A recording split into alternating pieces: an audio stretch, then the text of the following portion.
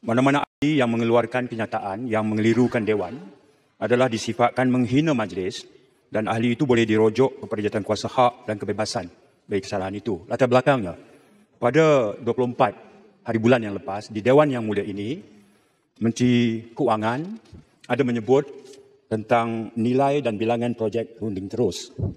Yang Berhormat Gombak ketika bangun membuat celahan secara afirmatif menyatakan bahawa hal itu tidak pernah dibincang dan diputuskan oleh Jemaah Menteri. Kita tinggalkan beberapa hari sambil meminta Menteri Keuangan mengemukakan senarai. Semalam, permintaan kita telah dipenuhi.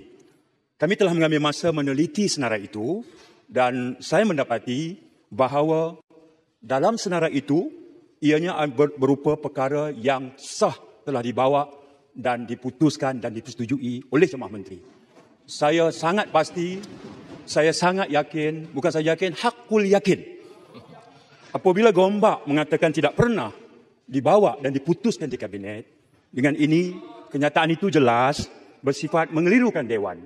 Jadi saya minta Yang Berhormat Datuk Speaker di bawah Peraturan Mesyuarat 3612 untuk membuat satu ruling tentang perkara yang saya bangkitkan. Terima kasih. Terima kasih.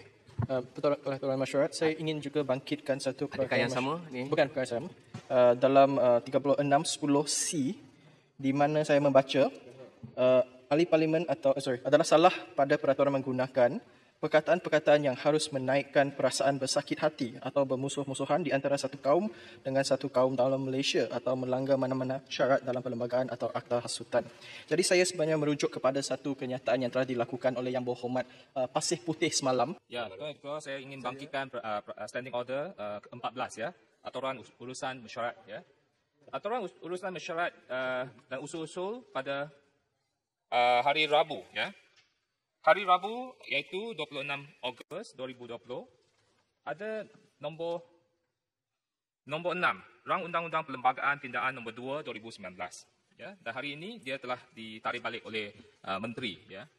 Kita tidak pertikaikan kuasa menteri untuk tarik balik sebarang rang undang-undang, tetapi saya minta supaya ada Tuan Ketua memberi satu petua supaya menteri jelaskan kenapa menarik balik rang undang-undang perlembagaan pindaan perlembagaan, kerana itu adalah satu pindaan perlembagaan untuk melimitkan had tempoh Perdana Menteri sepanjang yang maksimum 2 term. Ini adalah satu institusi reform, reform institution yang sangat penting, di mana kita tidak mahu pemusatan kuasa kepada seseorang ya terlalu lama. Jadi kita mahu bahawa negara ini menuju kepada demokrasi, ya, demokrasi yang tulen, di mana tidak ada concentration of power towards one man terlalu lama. Jadi itulah sebab kita mahu limitkan kuasa tempoh Perdana Menteri kepada 2 term atau 10 tahun.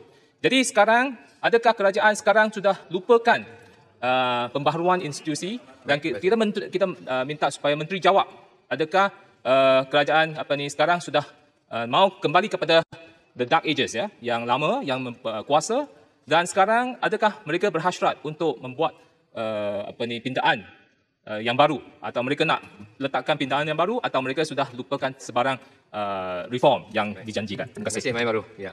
Boleh. Terima kasih Datuk Timah Speaker. Peraturan 18/1. Ya. Seperti mana yang saya telah pun maklumkan kepada Speaker pada 25 hari bulan Ogos tahun ini. Minta batu sapi itu memang ada dalam, saya akan sebut kemudian. Bagi saya uruskan dulu yang ke cadangan-cadangan ataupun peraturan mesyuarat yang disebutkan tadi. Baik. Yang pertama, daripada Bandar Kuching telah menyebutkan mengenai dengan Pasir Putih. Pasir Putih tidak ada dalam Dewan. Betul saya ialah buat surat bertulis hantar kepada pejabat kepada pejabat speaker untuk kita buat kajian, dan mungkin kita akan rujuk pada handset. Terima kasih Bandar Kuching. Kemudian Kundim Bandar Baru, saya juga mohon untuk tulis kepada pejabat speaker secepat mungkin, sebagainya dia juga disokong oleh Yang Penenggam tadi, supaya kita buat keputusan yang sewajarnya, kalau boleh secepat mungkin. Kemudian daripada Bahan Baru, saya juga buat ruling yang sama untuk tulis kepada pejabat speaker mengenai dengan usul yang nombor 6 yang disebutkan tadi. Yang Berhormat, sekarang saya Yang berhormat Batu Sapi. Yang berhormat Tuan Speaker, saya rasa untuk menyelesaikan usul yang dibangkitkan oleh Bayan Baru, Ya. saya nak jelaskan bahawa di dalam Peraturan Mesyuarat 62, 62 adalah jelas ahli-ahli, saya mohon izin untuk baca. Sila. Ahli yang menjaga sesuatu rang undang-undang boleh berdiri di tempatnya dan minta menarik balik rang undang-undang itu atau hendak menangguhkan peringkat satu lagi. Rang undang-undang itu sama ada sebelum dimulakan urusan mesyuarat atau apabila sampai pada perkara rang undang-undang itu di dalam aturan urusan mesyuarat. Full stop. Tidak ada dinyatakan bahawa apabila kerajaan ingin menarik balik satu-satu rang undang-undang, perlu diberikan sebab kenapa ia perlu ditarik. Walaupun demikian, saya nak jelaskan bahawa keputusan untuk memasukkan cadangan pindaan kepada perlembagaan tersebut telah diputuskan dan dibawa oleh Kerajaan Pakatan Harapan sehingga bacaan kali pertama, bagaimana kita tahu, oleh Perdana Menteri yang menjadi Perdana Menteri selama 22 tahun, 22 bulan.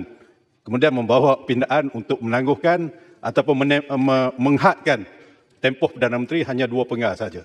Jadi pokoknya kerajaan tak perlu memberi apa-apa sebab kenapa ianya ditarik. Ini polisi Menteri, kerajaan sekarang. Jadi kerajaan perikatan tidak berminat untuk buat sebarang reformasi lagilah, ya. Kepada dalam perkara itu setakat ini tidak. Tidak berminat untuk. Terima kasih, Bayan Baru. Terima kasih.